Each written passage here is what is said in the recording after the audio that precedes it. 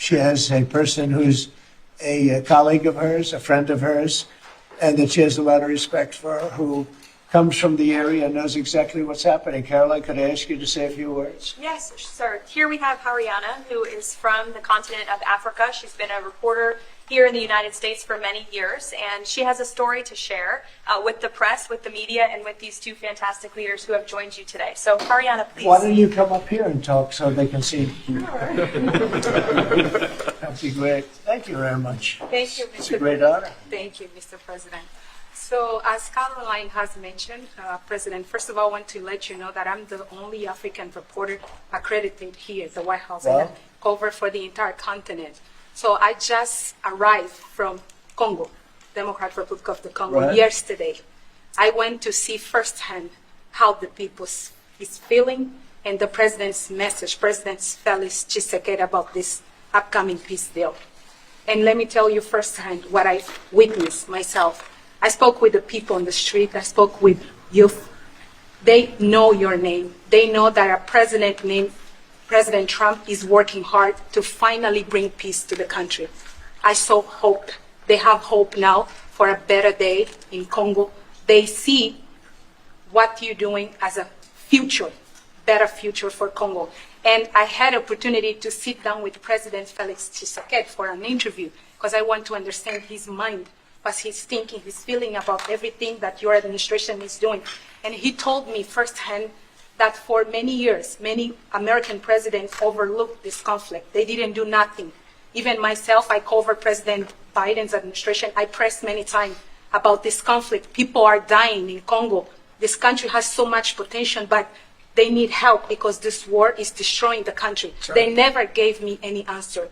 And he told me, President Tshisekedi, that you have no idea, he's very thankful for what you're doing, for what your administration is doing. Not only him, the entire Congolese people. They see that finally they will have hope. And President Tshisekedi also mentioned at the end of my interview that when peace finally comes to the Democratic Republic of the Congo, he's thinking to nominate you as a Nobel Prize Peace because he said you deserve, you have been working to bring peace in the world, not only at the Congo, and he's very hopeful to meet you in the future. That's so nice, boy, and that's so beautifully stated. And Caroline said, number one, she did say, and I shouldn't say this because it's politically incorrect, she said, she's beautiful, and you are beautiful. I'm not allowed to say that, that could be the end of my political career, but I'll say it anyway. But you are beautiful, and you're beautiful inside. So I wish I had more reporters like you.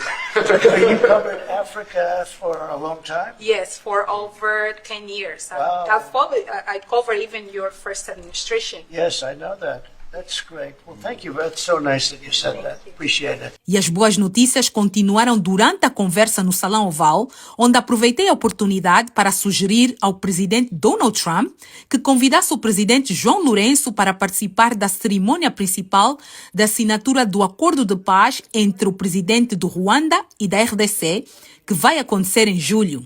E esta foi a resposta do presidente Trump.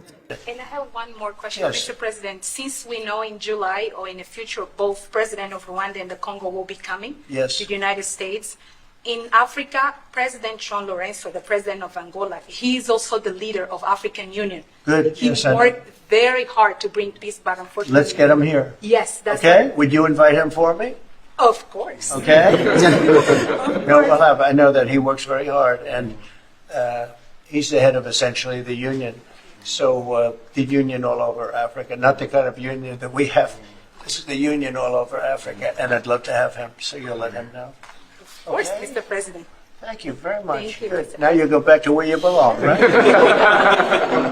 That's great. That's a great job. It's real knowledge and real heart, too. Congratulations.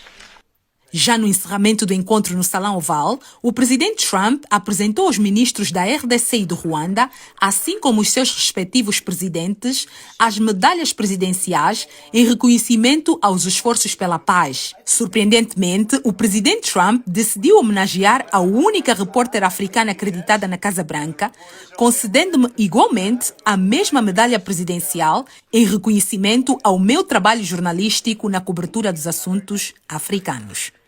These are serious coins. You don't want You don't want to lose them. You'll be very. I think that your reporter from Africa should get one. What do you think? Is she allowed? I think yes.